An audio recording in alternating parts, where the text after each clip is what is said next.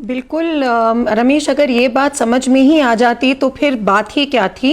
मतलब बहुत बुरी हालत इस समय ट्रंप ने अपनी भी कर ली है, पूरे विश्व की कर ली है। क्योंकि अगर हम इसके इकोनॉमिक पॉइंट्स देखें, देखिए 85 कंट्रीज में अभी तक तेल के दाम बढ़ चुके हैं, इंक्लूडिंग अमेरिका, इंक्लूडिंग यूएई, जो तेल के भंडार और वो जो अपने आप को सेल्फ सफिशिएंट कह रहे हैं अपनी जनता के सामने, तो सेल्फ सफिशिएंट हो भाई तो $2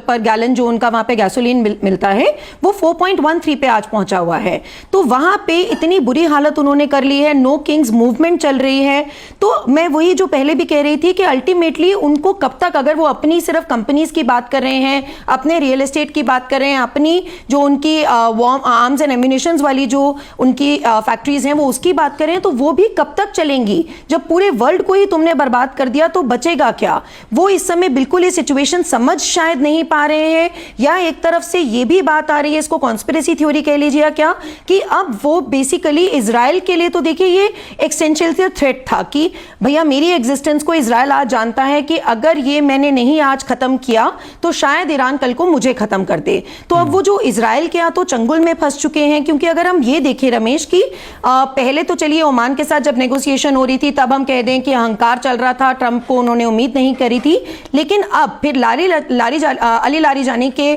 मारे जाने के बाद अब जो उनके फॉर्मर फॉरेन मिनिस्टर थे उनके साथ ईरान के फॉरेन मिनिस्टर के साथ बातचीत, फॉरेन मिनिस्टर के साथ बातचीत चल रही थी, और कल खबर आती है कि इजराइल की तरफ से वो भी खत्म कर दिए गए हैं, और ट्रंप कहते हैं कि मुझे इसकी कोई जानकारी नहीं थी। तो अब ये नेगोशिएशन करनी है नहीं तो आप करनी, वो स्ट्रैटेजी समझिए ना, करनी है आईआरजीसी की टुकड़ियां अपने आप में ऑटोनमस।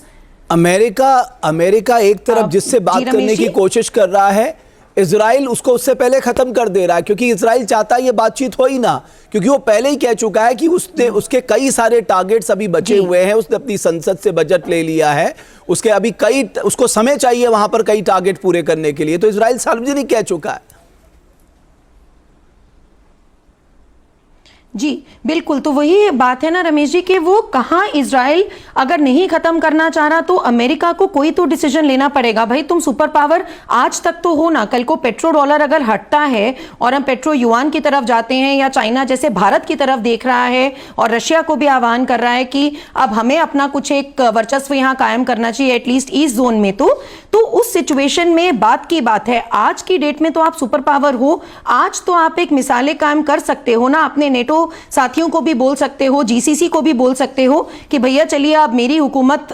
करके मैं ऐसे नहीं जबरदस्ती कर रहा हूं, युद्ध से आप रिट्रीव कीजिए। इजराइल इतना थोड़ी, देखिए इजराइल को भी चाहे कितनी भी इंटेलिजेंस स्ट्रांग क्यों ना हो, ट्रंप का ही तो आज तक साथ मिलता आया है, जो इतने से यहूदी अभी तक भी जो चारों तरफ देखिए वो हouthi से चाहे हिजबुल्लाह हो चाहे हमस हो घिरे तो पड़े हैं, तो शील्ड तो अमेरिका की ही है। तो कहीं ना कहीं ये बात जो बोली जा रही है कि इजराइल के चंगुल में, लेकिन ट्रंप भी शायद इतनी स्ट्रांगली अभी नहीं बोल रहे हैं कि ये युद्ध खत्म होना चाहिए। बिल्कुल, और इंतजार इस बात का था दीप्ति जी, जब वो राष्ट्र के नाम संबोधन करेंगे सब लोग